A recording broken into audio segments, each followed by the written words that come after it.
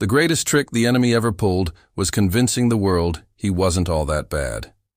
That's right. Welcome to my channel. It's me. And today we are going to talk about Lucifer, the forbidden knowledge. Now I know most people think of Lucifer as just some fallen angel. Like one of the fallen angels that rebelled against God. But I'm going to tell you something that you probably don't want to hear. In reality, Lucifer was not just a fallen angel. He was once the emperor of a vast cosmic trade empire that spanned multiple galaxies. Yes, that's right. He was a galactic emperor. Now I know this is going to sound crazy, but stick with me here. The Bible only gives us the final act of his rebellion. It doesn't tell us what he fell from. What if I told you there's hidden scrolls that talk about a pre-Adamic civilization, a time before Adam and Eve? Well, I'm about to do just that because hidden ancient scrolls allude to a pre-Adamic world, a world that was vastly different than anything we could have ever imagined. In the beginning, God created the cosmos.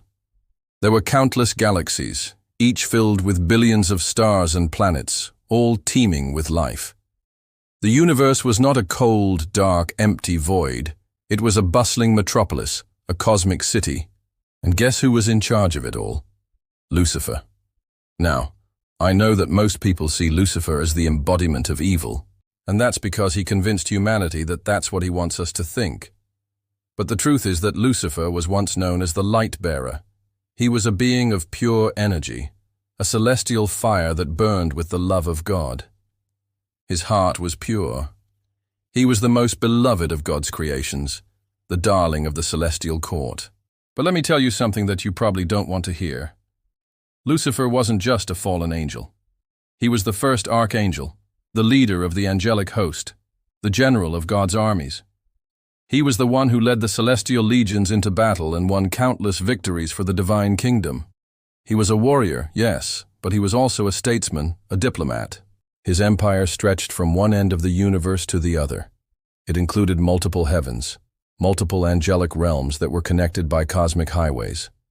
His subjects were not just angels, but also other races, other beings from other worlds, other dimensions, other realities.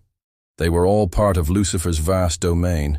He ruled with wisdom and fairness, or at least he did until he didn't. See, the thing about Lucifer is that he was not perfect. No. Despite his many virtues, he had one fatal flaw: pride.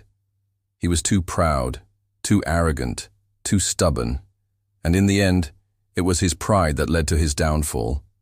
You see, he wanted more power, more glory, more dominion, and so he rebelled against God, leading a third of the angels with him.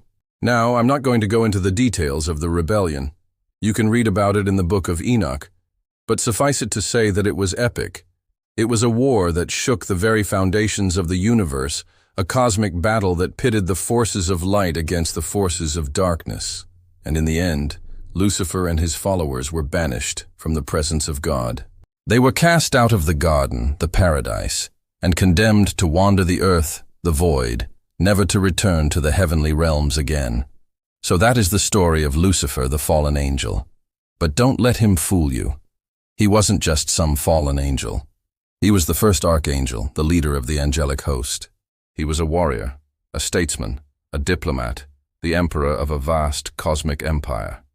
Yes, he fell from great heights, but his fall did not diminish his power. He is still a force to be reckoned with, even though now he rules over the shadows. And that is why it is so important to resist him, to resist his temptations, to resist his lies. Because if you don't, he will destroy you, body and soul. Thank you for watching. If you enjoyed the video, please hit the like button and subscribe for more content like this. Have a great day.